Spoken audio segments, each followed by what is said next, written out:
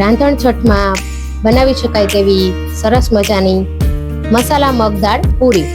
તો તમે જોઈ શકો છો કે તે સરસ ટેસ્ટી પણ લાગે છે અને ક્રિસ્પી પણ છે, અને જેને દાંત નહીં હોય તે પણ આરામથી ખાઈ શકશે અને બધાને ખૂબ જ પસંદ આવશે. તો તમે જોઈ શકો છો કે કેટલી ક્રન્ચી અને અંદરથી એક એક પડ આ રીતે અલગ દેખાઈ રહ્યા છે. તો આવી સરસ રેસીપી જોવા માટે મારા વિડીયોને પૂરો જોજો. તો ચાલો જોઈ લઈએ રેસીપી. પણ એ પહેલા જો હજી સુધી તમે મારા ચેનલને સબસ્ક્રાઇબ ના કરી હોય તો સબસ્ક્રાઇબ કરી લેજો અને બેલ આઇકન પર બટન દબાવી દેજો, જેથી મારા નવા વિડીયોની નોટિફિકેશન તમને સૌથી પહેલા મળે. તો ચાલો જોઈ લઈએ રેસીપી. તો એના માટે સૌથી પહેલા મેં અહીંયા મગની દાળ લઈ લીધી છે, અડધો કપ જેટલી લીધી હતી, પલાળી દીધી છે. મારી પાસે ફોતરાવાળી હતી તો મેં ફોતરા કાઢી નાખ્યા છે. આ રીતે કોઈક ફોતરા હોય તો ચાલે. તો તેને આપણે એક મિક્સર જારમાં લઈ લેશું અને હવે આપણે તેને પીસી લઈશું. તો મેં અહીંયા દાળને પીસી લીધી છે. તો હવે દાળને આપણે એક મોટા વાસણમાં લઈ લેવાની છે. ત્યાર પછી તેમાં 1 ચમચી જેટલો અજમો, જેને આપણે થોડો હાથેથી મસળીને લેશું. ત્યાર પછી અડધી ચમચી જેટલી હળદર પછી તમારે જરૂર પડે તો વધારે ઉમેરવી. 1 ચમચી જેટલું જીરું અને અડધી ચમચી જેટલો મરી પાવડર. અને ત્યારબાદ આપણે લઈશું કસૂરી મેથી. આ રીતે હાથેથી મસળીને ઉમેરી દઈશું. હવે બધી જ વસ્તુને સારી રીતે મિક્સ કરી લઈશું.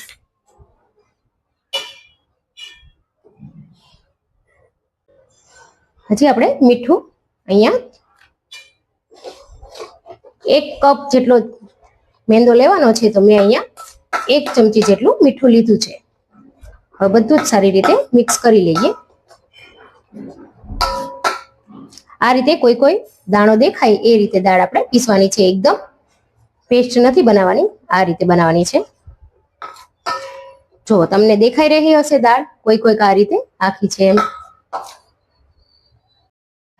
હવે તેમાં આપણે 2 ચમચી જેટલો ચોખાનો લોટ ઉમેરવાનો છે. ચોખાનો લોટ ઉમેરવાથી ખૂબ જ સરસ એવી ક્રિસ્પી બનીને તૈયાર થશે. અને 3 મોટી ચમચી જેટલું તેલ ઉમેરી દઈશું અને પાછું એકવાર મિક્સ કરી લઈશું.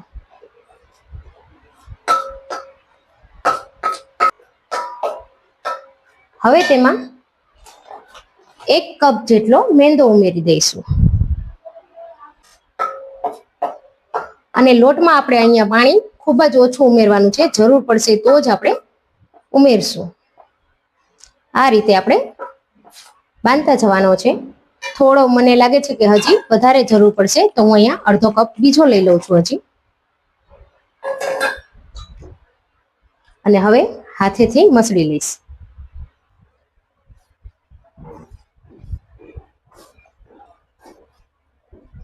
ખૂબ જ ઓછા પાણીમાં, અથવા તો તમે કહી શકો કે બિલકુલ પાણી વગર પણ લોટ બંધાઈ જશે.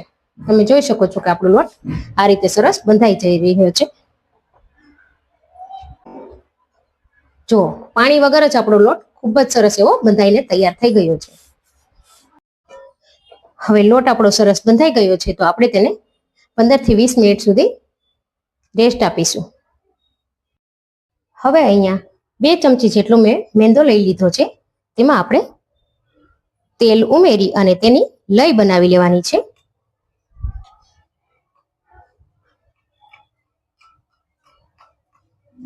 આ રીતે ખૂબ સરસ એવી ગાંઠા ના પડે એ રીતે આપણે એકદમ સ્મૂથ આ રીતે બનાવી લેવાની છે.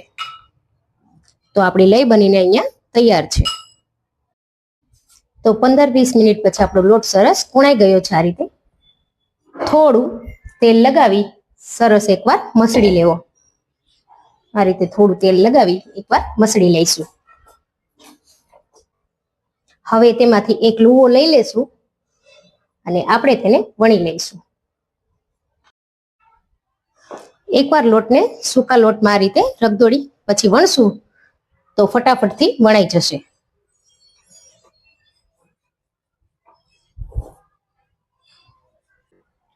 આપણે સરસ એકદમ. તો મેં અહીંયા આખી રોટલી આ રીતે વણી લીધી છે. હવે તેમાં આપણે આ રીતે થોડું થોડું આપણે જે લઈ બનાવી હતી તે લગાવી દેવાનું છે અને પછી હાથેથી એકદમ સરસ રીતે બધી બાજુ ક્યાંય બાકી ના રહે એ રીતે લગાવવાનું છે. અને ત્યાર પછી આપણે તેનો એકદમ પતલો પતલો એવો રોલ વાળી લઈશું.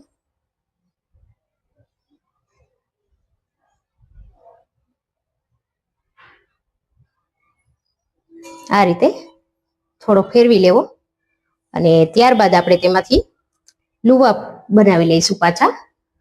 આ રીતે તમને જેટલા પસંદ હોય તેવડા તમારે કાપા બનાવી લેવા.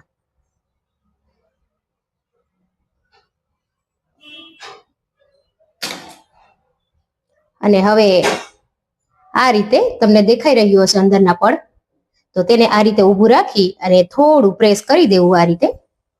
અને ત્યાર પછી તેને આપણે 1 થી 2 વેલણ મારી આ રીતે વણી લેવું.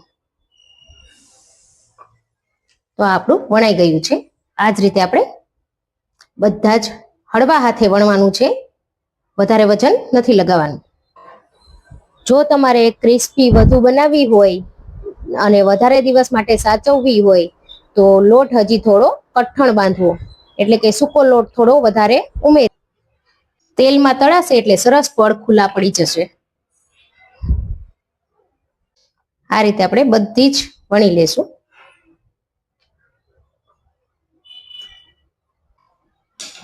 તો આ રીતે મારે બધી જ વણાઈ ગઈ છે. તમે જોઈ શકો છો કે આમાં તમને ડિઝાઇન દેખાઈ રહી હશે.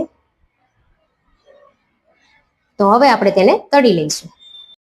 હવે એ જ રીતે મેં અહીંયા બીજી પણ વણી લીધી છે અને તેમાં પણ આપણે સેમ પ્રોસેસથી આ રીતે લગાવી દઈશું. બધી જ રીતે લાગે એ રીતે જ લગાવવાનું છે તમારે અહીંયા. અને પાછો તેનો રોલ વાળી લઈશું અને હવે પાછા તેના કાપા પાડી લઈશું.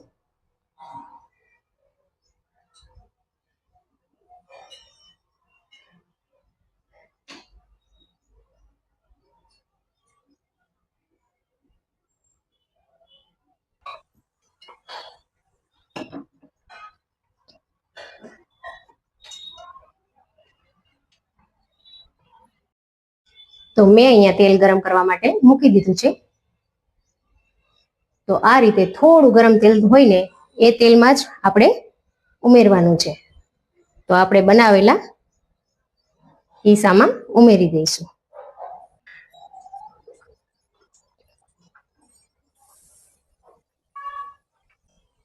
તેલ વધારે પડતું ગરમ ના હોવું જોઈએ. થોડા ઠંડા તેલમાં જ આપણે તેને બનાવવાની છે. તેલ વધારે પડતું ગરમ ના હોવું જોઈએ. થોડા ઠંડા તેલમાં જ આપણે તેને બનાવવાની છે. આ રીતે ઉપર ધીમે ધીમે આપણે પ્રેસ કરતા જઈશું.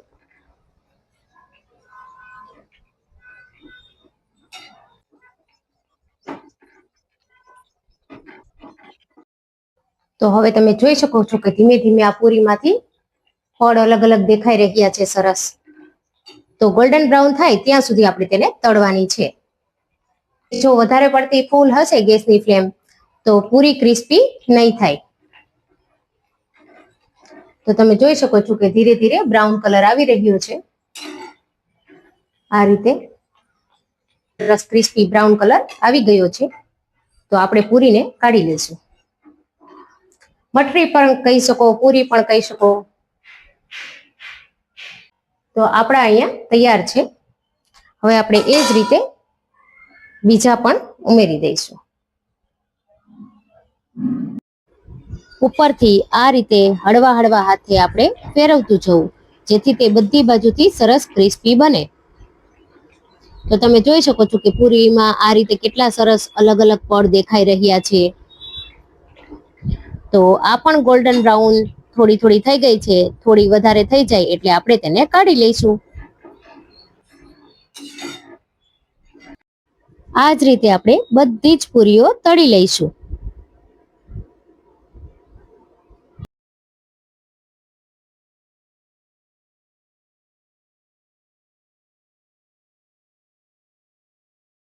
થઈ ગઈ છે તો આપણે તેને પણ કાઢી લઈશું.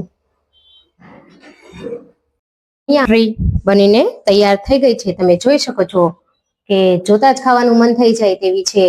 સરસ. આને તમે અઠવાડિયું સુધી સ્ટોર કરી શકો છો. ખૂબ જ સરસ અને ટેસ્ટી એવી લાગશે. તો હું તમને એક પીસ તોડીને પણ બતાવું. જો કેટલી ક્રિસ્પી અંદરથી એક એક પડ દેખાઈ રહ્યા છે અલગ આ રીતે.